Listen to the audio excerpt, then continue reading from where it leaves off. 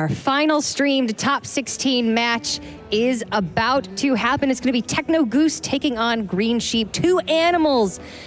Can they beat each other at Hearthstone? Well, one of them will have to, and bringing you the action is going to be Lorinda and Derek Brown. Obviously, you guys know a lot about Greensheep. Derek, do you know anything about Technogoose? Well, basically what I'm hearing from, at least from a lot of the Swedish players here, is he's kind of a player that has not had an opportunity to really break out into the global scene, but is very well respected and well known amongst the local scene in more of the local tournaments. So it's really great to see now that we are entering into the top 16, some of those less known players who maybe didn't get their chance to be on stream during the Swiss tournament, getting their big break, potentially taking down a very well respected player in Greensheep.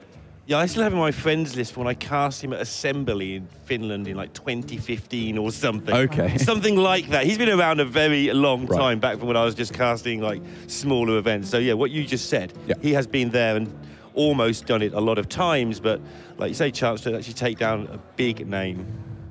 Absolutely, and some big names have already fallen. Let's take a look at the bracket and see which of these familiar faces, unfortunately, will not be making it through to the top 8 tomorrow. We just saw Faeli defeated Pool 8 in a really gruesome 5-game series. Very well played by both of them. Twink has won over Janetsky. Fury Hunter beat Show. Albrigtson taking out Boar Control. Aqua Wonder did defeat Zorkthar. We had Pen Hadani advancing over Muzzy. Obviously, this is Technogoose versus Greensheep, and we had Letta defeat Casey. Wow, all of the really big names, you know, barring a couple of them, fell in the top 16. What do you think about that, Lorinda? I would like to say it reminds me of Valencia, except in Valencia it was more extreme. Like, the guys who are in this top 8 are solid players to a man, whereas in Valencia a lot of them were actually unknowns beating the top players. But yeah, I mean, this isn't the top 8 you would have picked when you looked through that top 16 as happening, but as we've seen, the best players have been coming through the Swiss, have been coming through the majority of games, so I'm looking forward to seeing how these guys can show us what they've got. Yeah, I would definitely agree with you. I mean, like you said, when you have players like Fury Hunter and Twink, you know, they've earned their stripes. These are not noobs to the scene. Twink's the captain of his team for HGG. There you go, exactly. I mean, that is certainly very impressive. And like we just saw, Faeli advancing to the top 8, another very, very talented player. Maybe this is a moment for not the already established players to shine, but for the players who really need that reputation builder, who really need the title more than Muzzy, more than Casey, you know, more than Show necessarily do, because they want to build their careers and they need to build their reputations first. And on the back of a DreamHack victory, that would be quite a career builder. So I love an underdog story. I love getting to meet new faces in Hearthstone and getting to see them, you know, really show off what they can do. They defeated some of the best players in the world. We're going to get a chance to see them playing tomorrow, but right now it's going to be Technogoose versus Greensheep. Let's take a look at the picks and bans, see what is going to go down here in our final streamed match of the night. There we've got Technogoose, Druid, Priest, Rogue, Warlock banned away. His opponent Greensheep has the Druid, Warlock, and Paladin with the Shaman banned away. A couple differences here, and you know, we really haven't seen much Priest whatsoever over the course of this tournament, but Technogoose is here in the top 16, and he's got Priest. Yeah, he does indeed. I think there's, you know, a fair reason why we're not seeing it all too much. I suppose against a lot of the lineups, it's just going to get banned, because if you're relying on these super slow control decks and they're just making a giant 36-36 and killing you on one turn, that can get the job done. But against a lineup like Greensheep's, where it's a lot more aggressive, or at least mid-rangey in the case of the Token Druid and the Q-Block to an extent as well, he could be suffering, I would say, against the very fast starts that Greensheep can get off to, and also that he plays extremely well. He is well known, for those of you who don't know, as an aggro player. He's proven he's not a one-trick pony in that sense, but it's what he does best. I think he's a one-trick pony, but he's a very, very good trick. Okay. He does. I mean, he has won a tournament one time where he switched everybody up, but he won purely on lineup that day. Greensheep makes no secret of the fact he likes to play these big events so that he's not tired out going into the top 16. Well, he's got a chance to see if that works or if it doesn't going into this one today. And what did you think of it? You told me off stage that you thought maybe he had a chance or two. Yeah, I think he's in with a very good spot, actually. We've seen from most of these players, I suppose I was considering it more so if the likes of Muzzy and Boar Control maybe got through, as their lineup felt like it would be pretty vulnerable to the slightly more aggressive decks from Greensheep in the likes of Odd Paladin and even Shaman. But even so, as I mentioned, Technogoose does have the likes of Spiteful Druid, Miracle Rogue, which can be very vulnerable vulnerable to early starts because they just can't get board control quick enough. Greensheep, a very experienced player, but very experienced in one style of play. And Technogoose, he's earned his stripes, but will he be able to take down Greensheep in this match? Who will earn their spot in the top 8? Lorinda, prediction time.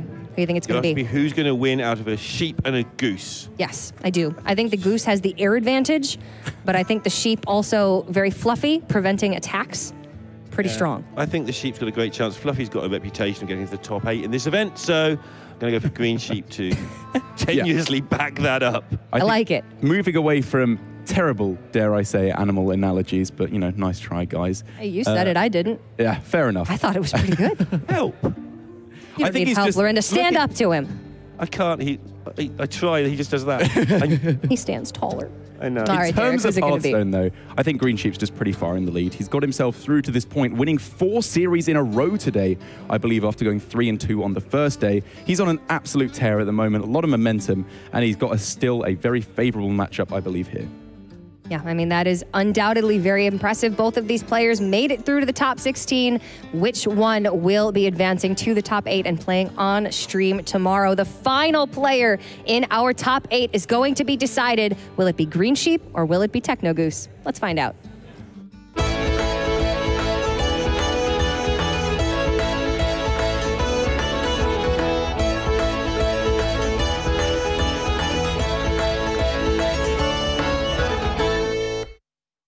As always, Cora leaving without making a prediction. That becomes more and more sad as the weeks go by. We'll get her to make a prediction at some point, and then she'll get it right, and we'll look terrible. That's always what happens. When she does make a prediction, it's always right. That's why she doesn't do it, because we'll be too embarrassed. But I believe we are just about ready to head into this first game. Let's find out who is going to be our final top 8 competitor here at DreamHack Summer. And Greensheep actually with different casting cost cards in his deck, so looking a bit cubey. Yeah, exactly. This is the Q block that Greensheep has access to, which, I don't know, whether or not it's more of an aggressive deck than even Warlock is kind of debatable, because obviously you've got the Doom Guards charging in, you can cube and pack them to get off to some truly disgusting early lethals, but obviously the downside is you are omitting the ability for more consistent early game Giants and Breaks. Which could be pretty good here, but at the same time for Technogoose, he has got himself a very respectable starting hand here. It's got Prince Kellerseth. Yeah, I don't really know what else to say. Analysis of starting hands. Has he got Prince Kellerseth? If yes, win game. Although, you know, not being drawn in the perfect order here for him necessarily, as Druid of the Scythe obviously being a transform card, gets no benefit off of Prince Kellerseth, so will only be a 2/4. Or a 4/2, but at the same time, if Technogoose really can just find any kind of power card here, be it through Spiteful Summoner itself, given that this is a Spiteful Druid, or maybe a Fungal Mancer, something like that, could really start to run away with this board, because these are the kind of boards that Q-Block really struggles with. Against the likes of Odd Paladin, Odd Road, usually they're going to be clearing the boards with Hellfires and Defile. When they play a board like this, what can the Q-Block really do? They can make an 8/8 and Prey. Yeah. What I was going to ask you here, do you think that Spiteful's got significantly worse from the nerfs? I mean, it's not being played much, but is that just because other Druid decks are better, or is Spiteful now just a bad deck? I think that's the main thing you bring up, is that if you are bringing Spiteful Druid, you are not playing Taunt Druid, which we know to be an incredibly powerful deck. And even, I believe, at playoffs, just before the nerf happened, it was still pretty hotly contested. Some players bringing Taunt and some players bringing Spiteful Druid. It was very, very close, I believe, in power level. But now it just feels, with the nerfs, it was just a little push over the edge to the point where the Spiteful Druid just became a little bit worse. But in scenarios like this, it really doesn't feel that much worse at all. The Spiteful Summoner itself, the namesake of the deck, ready to come down on turn 7. And until then, Technogoose has got a pretty good amount of damage ready to go first. Whenever you draw the card a deck is named after, it tends to be good, unless it's like Shudderwock, which you don't really want to Right, fair enough. But like Jaina Mage, hey, let's draw Jaina and win the game, etc. Repeat for nearly every card ever in Hearthstone that had a deck named after it. So Technogoose taking a slightly slower play, I suppose, here, at least in the immediate, I should say, by going for killing off the Mountain Giant on this turn. And the benefits of that are obviously multitude. It gives him takes away the ability for his opponent to go cube, coin, packed, or faceless to be able to really start turning up the pressure. And also it means that his own greedy sprite dies on his turn, which is pretty valuable indeed, because it means that Spiteful Summoner will be getting him I think. Well, yeah, that will be 2 Spiteful Summoners in a row, ready to go as early as possible, which I guess he's thinking is more valuable than Fungalmancer.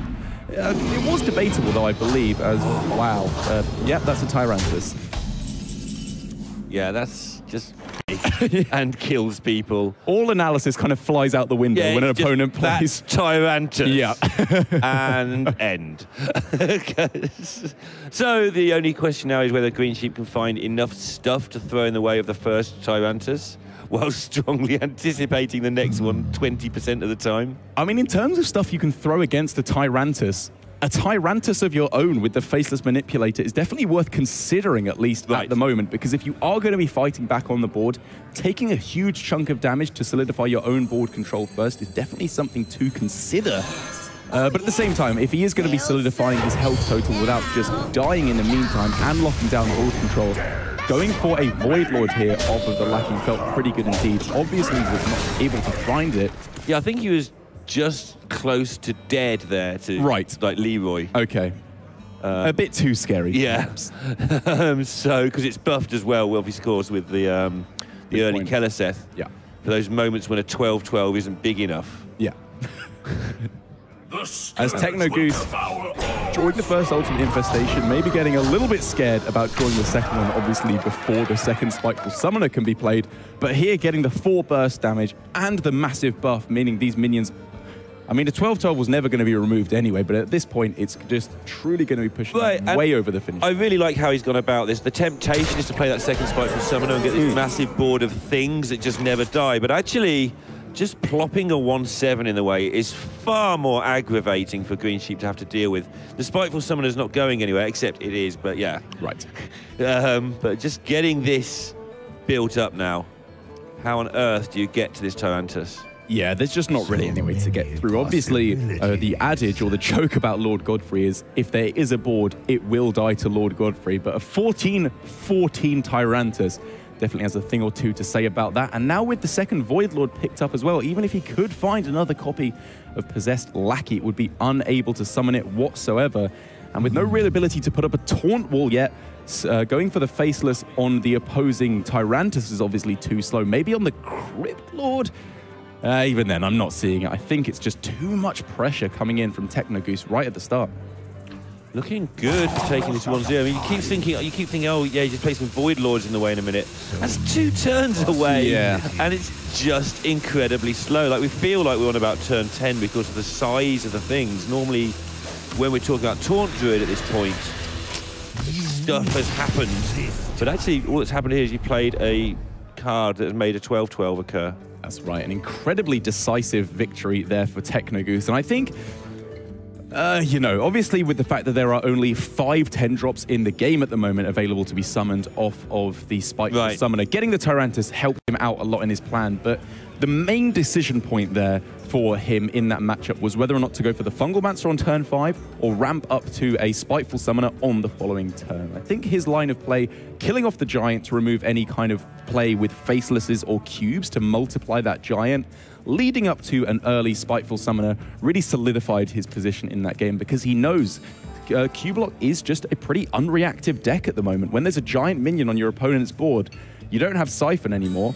You're obviously not playing the Twisting Nether as well. What do? You I feel like Q-Block needs to be readjusted slightly. Okay. I think the deck is still incredibly powerful. I think it may even be the most powerful deck if you look at card-for-card basis. Okay. But I feel that we're too all in on things like, I mean, when did a Tal'Daram do anything today? Or yesterday? Or ever? Since the nerfs? I think...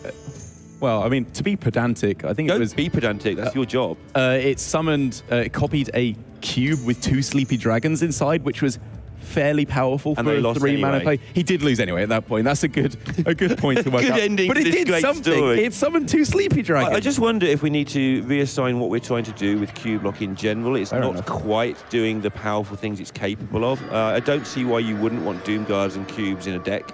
That just seems too good. Yeah.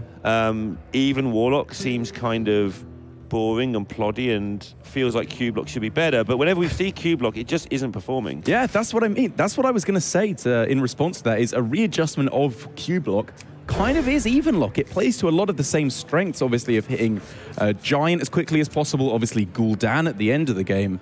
But it does so a little bit differently. Obviously, you don't have the true upswing hyper power turns with Umbra, Cube, Pact, and Faceless.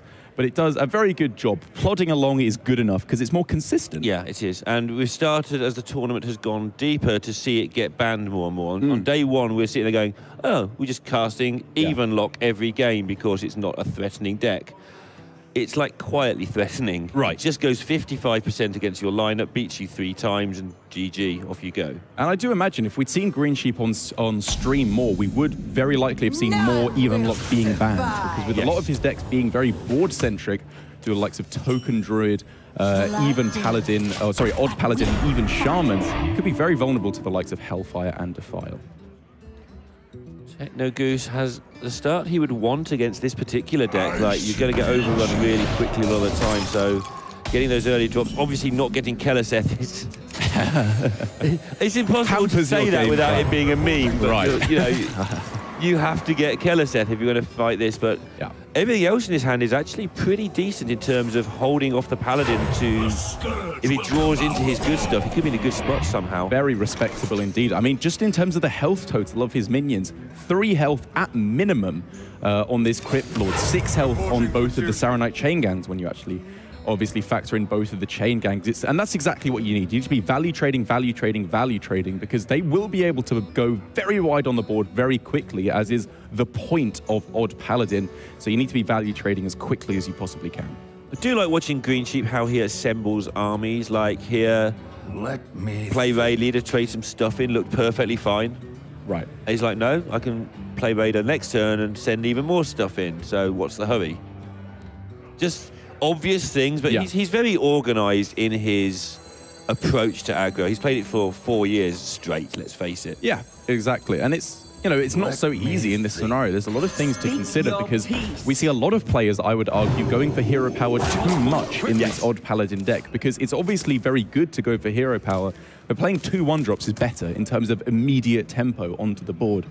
And a lot of players just think that, you know, you've upgraded the hero power, you should press it as much as possible, which is obviously not true in every instance.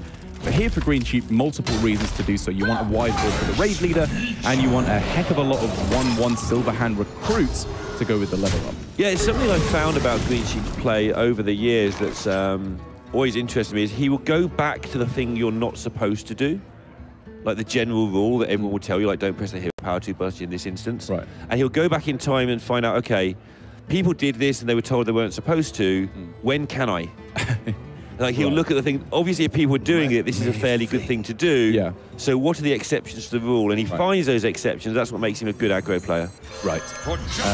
Obviously, however, in this scenario, something 2/1/1s for 2 mana. Yeah, just that draws you a card. It's pretty good. It's fairly straightforward, yeah. Gearing up for a level up, or potentially if there is a little bit more of a board clear, a Fungalmancer would be decent as well.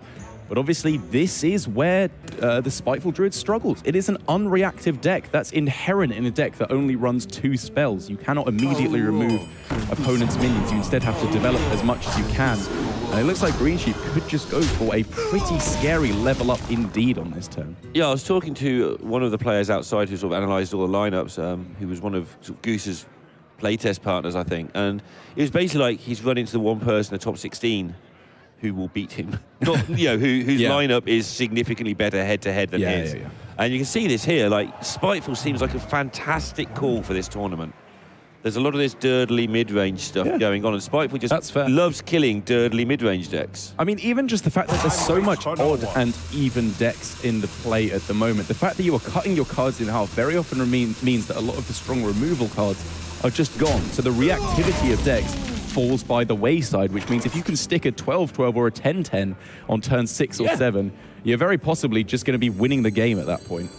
Yeah, even Shaman does it with Sea Giant. This does it just by playing a card that makes you an 8-8 or better for no particular reason other than it wants to. Right. And I think this is, we haven't seen much Spiteful, but it just feels like a terrific call from all the stuff we've witnessed. Absolutely. However, as was needed to be said whenever the Spiteful Druid was brought, it is not an anti-aggro deck. Even though it runs a tremendous amount of early game, it's an anti-control deck because you have cards like that was just picked up the Vicious Fledgling. You have Ultimate Infestation itself, and obviously Spiteful Summoner is the namesake of the deck. It relies on just one big minion, one powerful minion, not being able to be removed, because against aggro decks, this happens. You just fall behind. Yeah, and you just don't have swipe or any of that interesting stuff. That's the key card, and this version doesn't even seem to have some of the reactive minions. Like sometimes you Spiteful play a lot of reactive minions like MC10. We haven't seen that yet. I don't know if it's chilling in there. We only had a moment, so I would imagine it's hidden in there somewhere. I mean, the joke about Spiteful Druid is that it's just 2 Spiteful Summoners, 2 UIs, and then 26 tech cards. Yeah, it's not even a joke. It's pretty much almost true. If you're going to play 26 extra minions, they've got to do something. Exactly. So you can't find that many things. So yeah, tech cards is the way. I like how jokes come out of truths so often in this particular industry. And for Greensheep here, just basically wondering how to maximize his advantage at this point, because there's a lot of very strong plays on this turn. Raid Leader Hero Power 1-drop obviously gets in that continuous value from the Hero Power, which could be pretty useful. This game could go on for a while, whereas obviously the immediate strongest play would be Fungalmancer to start turning up the heat. Greensheep is thinking here, I think. This is a good amount of pressure at the moment. I'm still representing lethal in the next few turns, but I'm getting the value. If this does go on for a bit longer, I have the backup still of Fungalmancer to make those perfect breakpoints work for me. Yeah, and I mean, this board is setting up for next turn being fairly safe, and then the turn after just going, okay, you've got Tyrantus, I'm going to kill you. Your Tyrantus means nothing to me.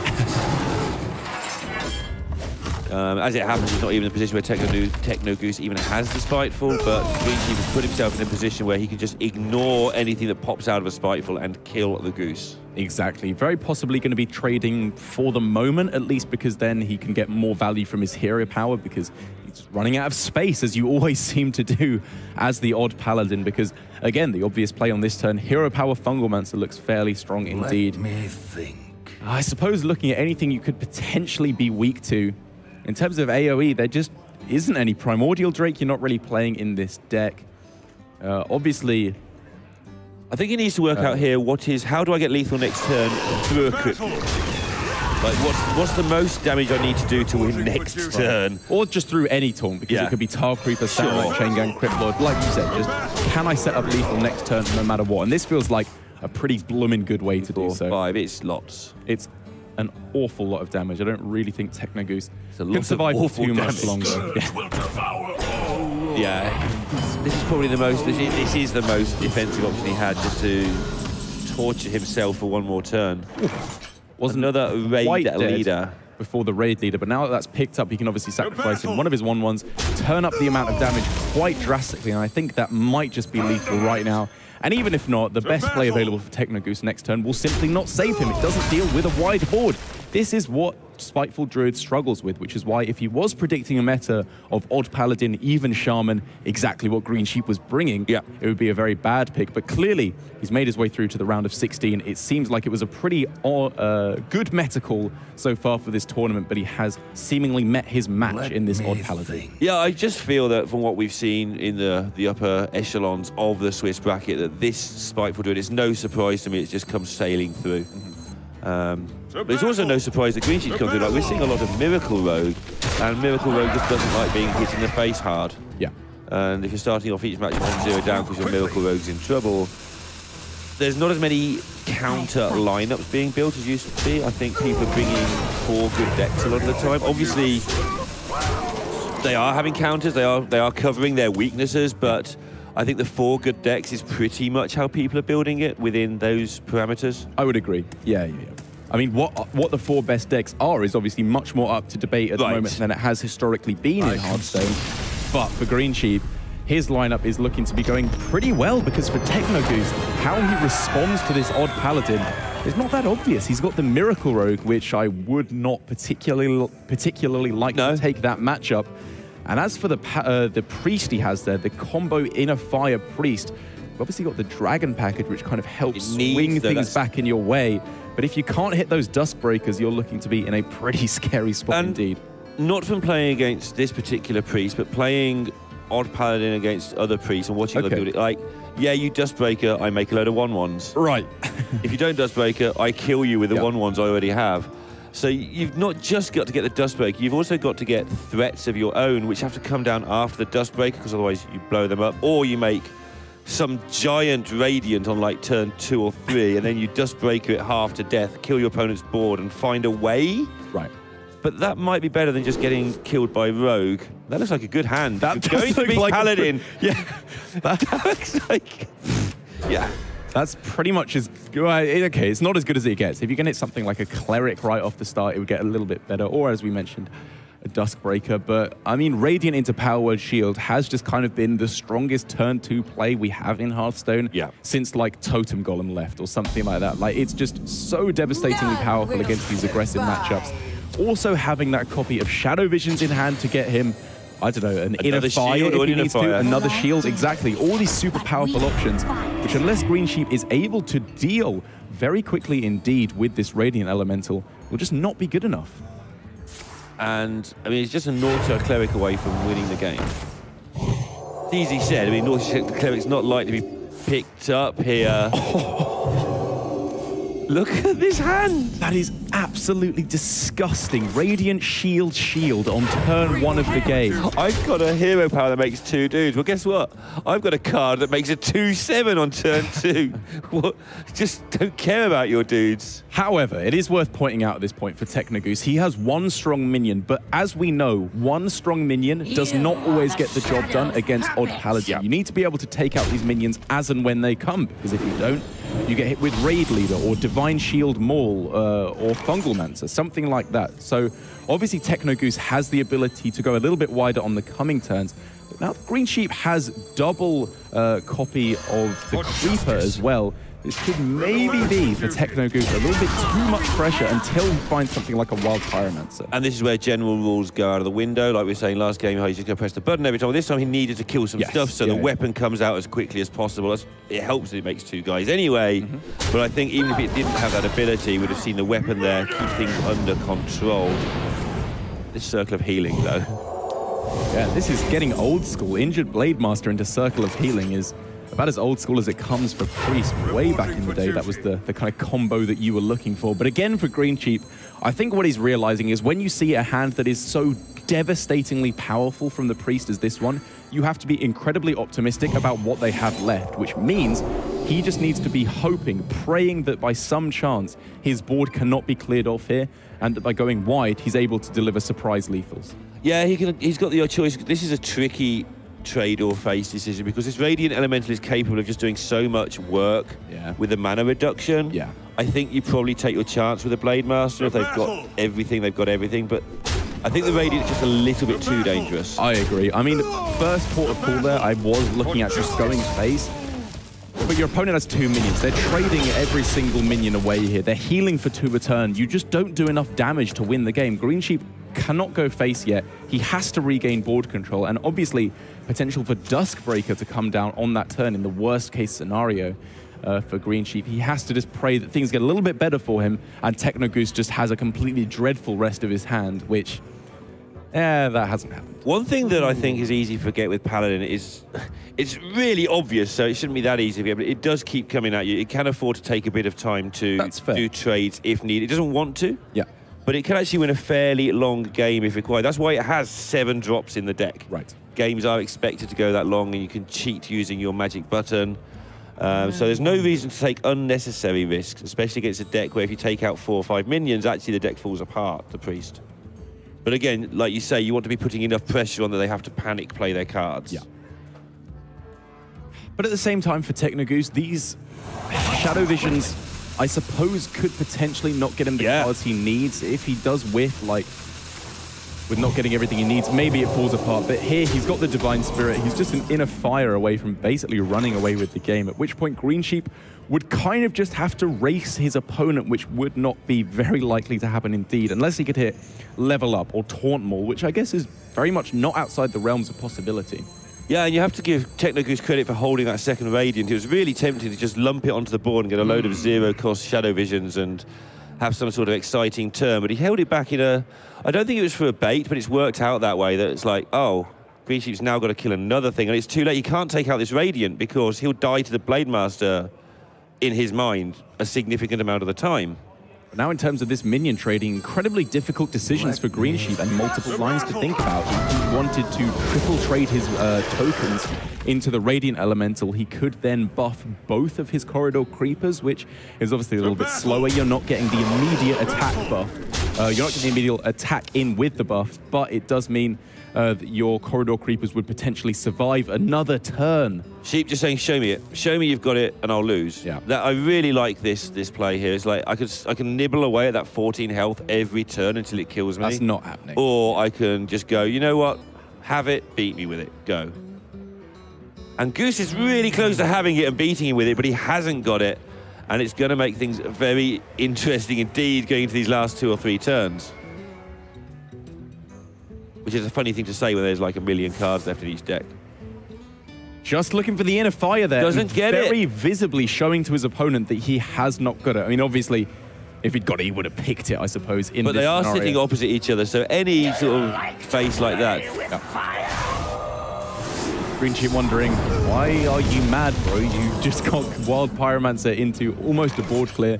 But at the same time, still a good amount of damage coming through for Greensheep. And although I was saying earlier he wouldn't be able to race his opponent because his opponent would just clear the board every turn, now the Technogoose is trying to go a little bit more for the face plan, and he missed the inner fire.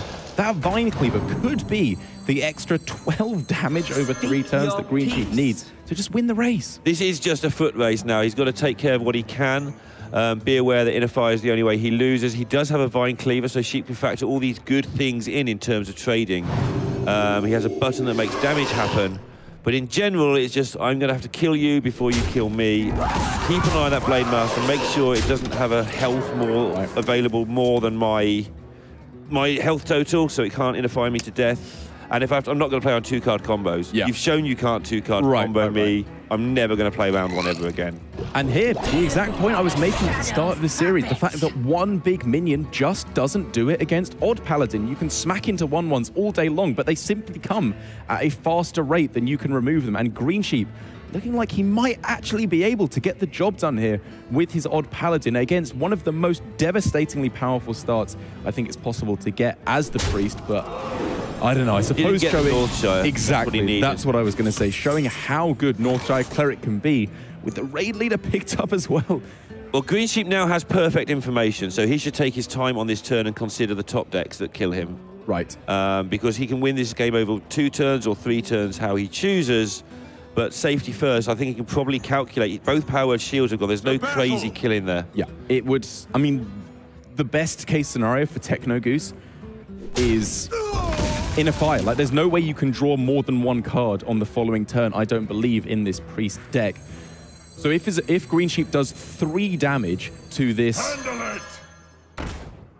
injured Blade Master, I don't believe there is a way he could die in any way on the following turn. Obviously... But then he's got to make sure he wins the turn after that. That's the other part of the equation. There's no point surviving 1 turn if your opponent kills you in 2. Which I think he can quite easily do. Yeah, it's looking like him. I mean, the Vine Cleaver, the damage output of 4 a turn from that should not be underestimated. He's looking in a good spot. And in terms of board clears, what really has Technogoose got? Greensheep perfectly realizing the breakpoints that he's vulnerable to. There is no single card he dies to right here. And it will have to be an almost complete board clear for Technogoose if he's able to survive. The Steambot, I think keeping him alive here, even against the power of Vine Cleaver, but it's just stalling. You know, Greensheep has the damage to both kill off this Steambot, still set up lethal on the following turn. Yeah, and again, working with perfect information makes the game so much easier. Sometimes you even keep a card back if it's not going to help you enough for that reason. Yeah, and again, it just looks like Technogoose doesn't have the amount of damage necessary, maybe for him. if he hadn't gone so all in on trying to buff up this injured Blade Master and deliver lethal that way, because obviously if on the turn 4 where he'd gone for the Radiant Elemental and the Shadow Visions, he could have instead gone wide on the board with Radiant Elemental and the Shadow Ascendant, which maybe would have given him more ability to clear off the board. But we can clearly see here, Greensheep takes an incredible game of Hearthstone with his Odd Paladin against Technogoose's combo Priest, and now only has to beat the Miracle Rogue. Just to pull you up on what I feel there, though, remember that he went for the Shadow Visions. If he gets in a rage, he hits Greensheep twice, Greensheep dies from it. Yes, you are right. And he didn't hit that. I think it would be harsh to say he shouldn't try and win the game in normally in 2 turns. I don't know if it was a 60% or 75, but he was unlucky not to hit it. And even then, down to the wire, he still had chances up until the fact where he played his last minion, which gave Greensheep the perfect information, which means he's never, ever going to make a mistake. Yes, yeah. I would actually think of keeping a card back there, even though it's less technically good, just so Greensheep can mess up. That's a fair point. How much you think your Blade Master at this point. I mean, I was going to say Greensheep wouldn't do that, but you don't win anyway, really, do you? You don't know what you're playing around. You might get a +2. You might have something that helps, so you've got to be a little bit careful. But like you say, I think he just hits you in the face and wins anyway, but if you're going to lose, who cares? So now Greensheep 1 game away from advancing through to the top 8, where we'll be seeing him playing tomorrow. And he's got a pretty good hand to be able to get there. Technogoose, you know, got a couple of cards that help in this matchup. Obviously, Fan of Knives is a very big boon to your game plan. And Faldori Strider, if you can stick it without too much pressure, it's a minion that starts fighting back on the board. And the spiders will obviously help against some of the more mid-range minions that we see here, like the Stonehill and the Corridor Creeper. But it's still looking pretty good. Yeah, Fan of Knives is a weird one, because like you say, it's a fantastic card, but it's not Doomsday. They play Fan of Knives, and unless they've got prep, you just make some more things, and they're back where they were, except they've got 1 more mana next turn. And that, like you mentioned, prep is often one of the most crucial cards for the Miracle Rogue against the aggressive decks like Odd Paladin and Odd Rogue, because if you can go for something like Hench Clan Prep Fan or Hench Clan Prep Sap, that's when you start pulling ahead on the board. Now it's a Doomsayer, because you're getting the tempo in your favour with the board clear. I know it's a weird analogy, but you need tempo, basically, is the point to be made. Yeah. And that's exactly what is happening here. Technogoose has a hand, though. It's a fighting hand. It's just... it hates wide boards. Yeah, and I think if Greensheep plays nice and quick here, which he is looking to do by playing the coin, he should be in a perfectly fine spot. If he gives his opponent plenty of time to go for things like Faldori Strider and not be punished by the likes of Raid Leader or Fungal Mancer or Corridor Creeper, then Greensheep could be in a dangerous situation. But by playing very quickly here, after he's seen the first Fan of Knives, he can really start pushing his advantage. Yeah, there's just no other play for Technogoose there. He wanted to save that fan a little while if he could. The situation is going to come into play now, where you're going into turn 5 and you're just facing even more things. But unfortunately, sometimes if you've got no other play, you've got to do something in this game. It does indeed. Obviously, for Technogoose, there's still a fair few draws that will put him back in a decent spot, actually, in this game. Backstab, Prep, both of which would be able to help him deal with this board relatively effectively, but double Questing Adventurer in this deck list as well. Super greedy variant to help with a lot of the slower, more control-y lineups that we're seeing here, which is probably what helped him get to top 16. With Spiteful Druid, exactly. Which is also sort of slower and greedy, if you like, which is perfect for the meta we've seen, but it's not perfect for beating or hitting you in the face with Paladin men. Or however that works. As again for Greensheep, just going to be trying to push his advantage to the absolute highest extent. How does he play around any kind of removal? And when you've seen one fan, you're even more comfortable. But he has been trading in the dudes in favour of having 1/2s, just in case the second fan, because I think he feels he's so far in front that only second fan and some combination of bits and pieces ever beats him. Yeah. I do have to be honest, I was, at my first glance, expecting to see something like Raid Leader or Fungal Mancer instead on this turn. Agree. Just to push the maximum amount of damage as quick as possible and close out the game. But if you actually look at Greensheep's hand, there's basically no burst. There's nothing like Leroy, Blessing of Might, Vine Cleaver. So he obviously needs board control here. He doesn't need board control. Board control's out. Yeah, exactly. Two Brits in the top 16 for only the second time in a year. Wow. Big Ben the last 2 to it. But yeah, needing value here, obviously, to be able to take this into the mid game and then go for the cards, as we're seeing now, like Fungal Mancer and Raid Leader, to the point where Technogoose really has no recourse to take this back. Leroy Jenkins at an obviously abysmal top deck here. Could there be a miracle to put the miracle back in Miracle Rogue for Technogoose? This is going to have to be the best miracle ever. Whoa. I think we're going to see Sweden have a bit of a nightmare in the top 16. The Technogoose is out and the Silly Goose himself is out. It's show. So we are going to be struggling, I think, unless, say, this miracle that didn't happen. The battle. Or you told me miracles happen. I once believed in miracles. Now I believe in Odd Paladin. And Greensheep, yes. It's a lot easier to pledge loyalty to Raid Leader, apparently, than Gadgets and Auctioneer. That one was over pretty darn quick. Greensheep must have wanted to get out of here, go home, go to bed. He did say before the round, I didn't think it was fair to say, in case he used it as an excuse and he wasn't going to, he was incredibly tired going into this game. Well, And we just saw him there sort of stumble off the table, basically. He was, which is weird, because he's the guy who's brought the aggro lineup. He should be less tired than everyone else, but he was saying he was struggling with tiredness going into that game. yeah, well, fortunately, he didn't have to make any excuses. He wouldn't have made the excuse. Away. That's why I wouldn't have said it if he had lost. Fair enough. He's walking away with a 3-1 victory here. Greensheep going to take our final top 16 victory of the night over Technogoose. Congratulations to Technogoose for making it this far. Very, very well played, but that Odd Paladin was just a terror that he could not deal with tonight. So Greensheep will be moving on to the top 8, and then that is going to do it for us today. We officially have our top 8 players. Tomorrow, we will be starting 1 hour earlier, so 10 a.m. local time here in Sweden. And then we will be playing through all of the matches that are remaining. The 4 top 8 matches, our 2 semifinals, and of course, then we will end the day with our finals crowning our DreamHack Summer 2018 champion. So thank you all so much for joining us today. Very much looking forward to tomorrow, and a special thanks to Corsair for sponsoring DreamHack this year, for making this entire event possible. But we are officially finished for tonight. We will see you all tomorrow at 10 a.m. local time. Everybody, have a great night.